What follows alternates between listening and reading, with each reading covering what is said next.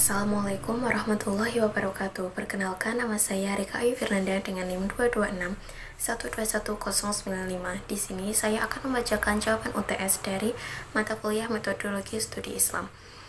Jawaban yang pertama, menurut saya, tuduhan bahwa agama Islam adalah ciptaan atau buatan dari Nabi Muhammad atau hasil dari agama Yahudi adalah pandangan yang keliru atau salah karena tidak didukung oleh bukti-bukti yang objektif. Sebagaimana yang telah dijelaskan dalam Al-Quran dan Hadis bahwa agama Islam adalah wahyu yang diterima oleh Rasulullah dari Allah melalui perantara malaikat Jibril. Beberapa tanggapan saya mengenai pernyataan-pernyataan yang telah disebutkan. Pernyataan yang pertama, Allah Ta'ala menciptakan langit dan bumi selama 6 hari. Di dalam Al-Quran, Allah telah berfirman dalam Quran Surat Al-A'raf ayat 54 yang artinya bahwa Dia menciptakan langit dan bumi dalam 6 hari.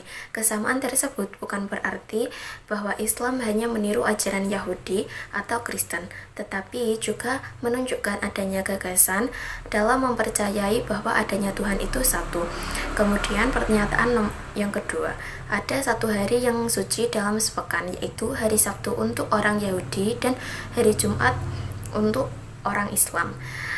Memang benar bahwa tradisi Yahudi hari Sabtu yang dianggap sebagai hari suci, namun dalam Islam hari Jumatlah yang dipilih sebagai hari yang suci.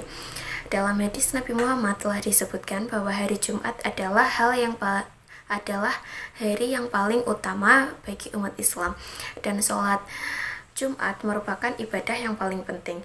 Pilihan hari Jumat sebagai hari suci bukanlah hasil dari ciptaan, namun hal tersebut merupakan wahyu dan petunjuk khusus dari Allah untuk umat Islam. Hari Jumat mempunyai makna khusus dalam ajaran Islam yang berbeda dari konsep hari Sabtu menurut umat Yahudi.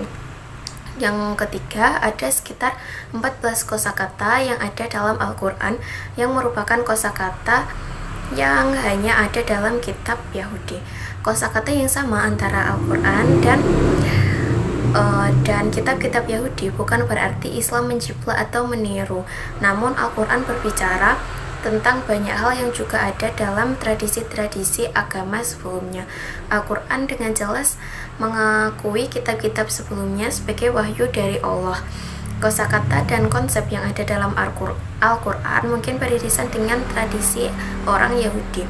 Yang terakhir, pernyataannya adalah Nabi Muhammad pernah berdagang ke Syam dan disinyalir belajar ajaran Yahudi dengan para pemuka agamanya, yang kemudian dimodifikasi menjadi agama Islam.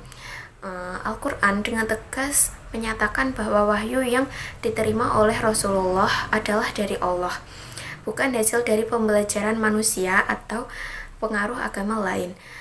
Kemudian faktanya, pengalaman hidup Nabi Muhammad sebagai pedagang yang berinteraksi dengan banyak orang bukan berarti bahwa ajaran Islam adalah hasil dari modifikasi ajaran lain, karena Islam datang sebagai wahyu yang membenarkan kebenaran agama-agama sebelumnya, tetapi juga mengoreksi banyak ajaran yang telah diselewengkan seiring berjalannya waktu.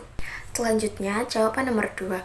Dalam masalah ini, metode adalah konkret yang diambil sang suami untuk mendapatkan kelapa muda, seperti memanjat pohon, meminta izin kepada tetangga, ataupun mencari alternatif yang lain, mungkin seperti membeli kelapa muda dari tempat lainnya.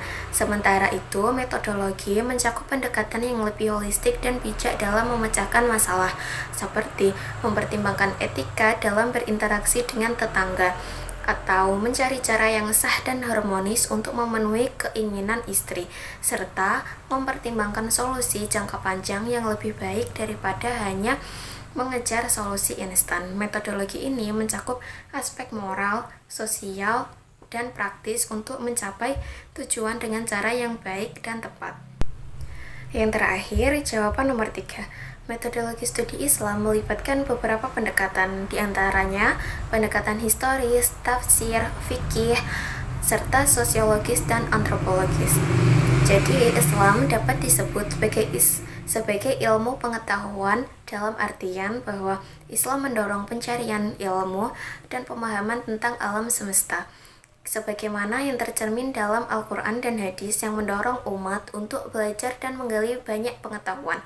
Aspek-aspek yang mendukung pernyataan ini termasuk kontribusi ilmuwan muslim dalam berbagai bidang seperti matematika, astronomi, dan kedokteran, serta pemahaman sistematis dalam fikih dan ilmu hukum Islam yang menunjukkan adanya metodologi ilmiah. Demikian jawabannya dapat saya sampaikan, kurang lebihnya mohon maaf. Wassalamualaikum warahmatullahi wabarakatuh.